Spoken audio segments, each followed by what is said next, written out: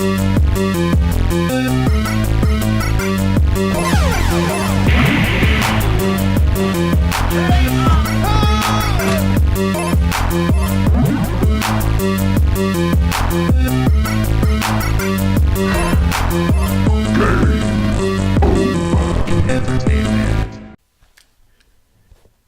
what up people, this is Trey, GamesOver ENT, and today I actually walked into GameStop to finish paying off one of my console reserves, and on the way in I saw the PlayStation 4 in the corner. So I was like, okay, let's go check this out, see what the PlayStation 4 is all about. Now when I first walk up to the PS4 area, I see the UI and they have the games displayed, and they show a lot of the indie games, some of the exclusive and some of the multi-plats right there, where you can scroll side through the different titles and see what's going on. And the graphics on just the display were amazing. I haven't seen any kind of graphics like this on the gaming UI before, but it was really crisp, really clear.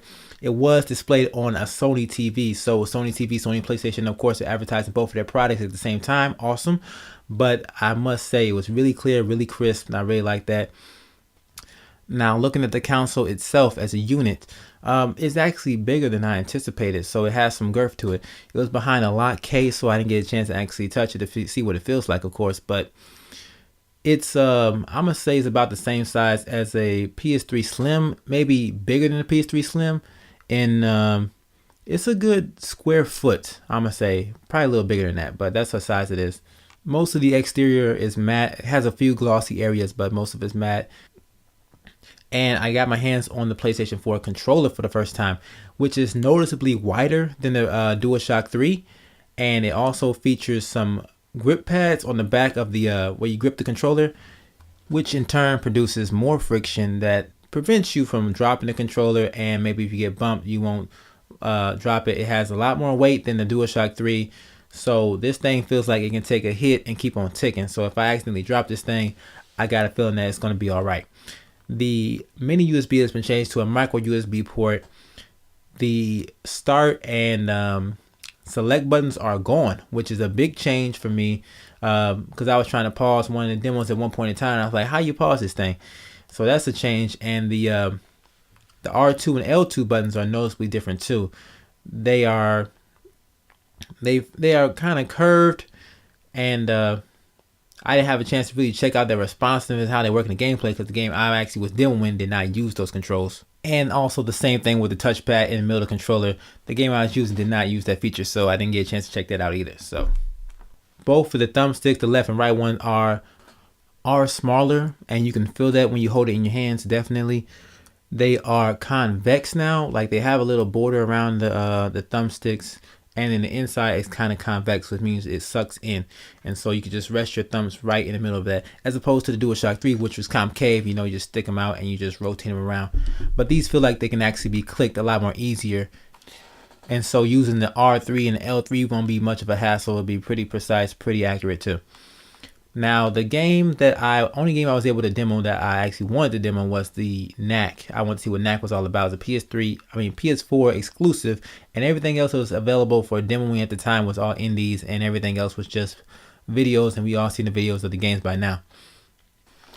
But Knack is a 3D platformer, very similar to Ratchet & Clank, which is actually what it reminded me of. And you roll around. I don't know the whole story behind it, but you are a creature made up of, looks like building blocks, sometimes ice. Looks like whatever's around you in your environment, that's what you're made out of.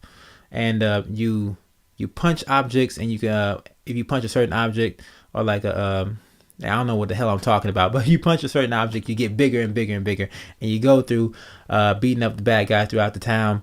Some enemies shoot at you, some enemies have axes in hand, and you're leading around two humans. I don't know the story behind them, but you're leading them around to certain areas. You're going past laser wired security system areas, because you can actually transform yourself. Like if you need to shrink down to size to sneak in somewhere, you can release yourself of all this extra baggage that you actually put on yourself to make yourself bigger, and sneak on by and pull the lever and let your two passengers who's with you come through the gate. Overall, I thought the game was pretty fun actually, but I don't see it taking very long. Like these type of games right here, maybe like 5 hours deep in single player campaign, and hopefully it has more than that in store when the game comes out, because 5 player single player of 3D platforming is, I really don't play 3D platformers anymore. It's probably a better game for my little cousin. He probably would really enjoy it.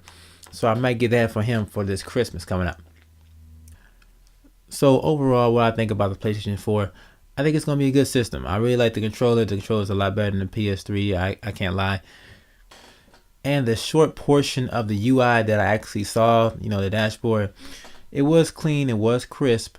I don't know what kind of TV they were displaying on. It's probably like a 32 1080p Sony TV, no doubt. They want to advertise the fact that they can do 1080p, so why not? And I actually have my PlayStation 4 on reserve at Walmart. So that is not the console I was coming to pay off. I was coming to pay off the Xbox One. And when I got to the counter, I was asking the sales associate, hey, when you think the Xbox One console is going to be available for us to demo and check out? And he told me that they are not available right now, and that some GameStops just have them on display for just watching the videos. But I don't want to watch videos. I want to play games. And then he told me that the consoles were having some overheating problems, which was the reason why they were not available for demoing. And I was like, what the fuck? Hopefully this dude has been misinformed. Hopefully he is lying. Hopefully he doesn't know what he's talking about, because I don't want to hear that. That is not good news right there. The demos can't make it out because the demos not even a full game. So the demos are having problem overheating. I'm kind of scared for the full game. He did say that there are some consoles set up in the Walmart, so maybe I'm gonna have to go to a Walmart and check it out, see what's going on with that. But I ended up playing off the Xbox One and the PlayStation 4. Yeah, I'm probably gonna end up getting both of them. So hey, that's all I thought about the PlayStation 4, man. Go ahead and hit the like button if you like what you heard. Go ahead and subscribe if you want to hear more of me and my channel. All right, people, I'm out of here. Trey, signing off.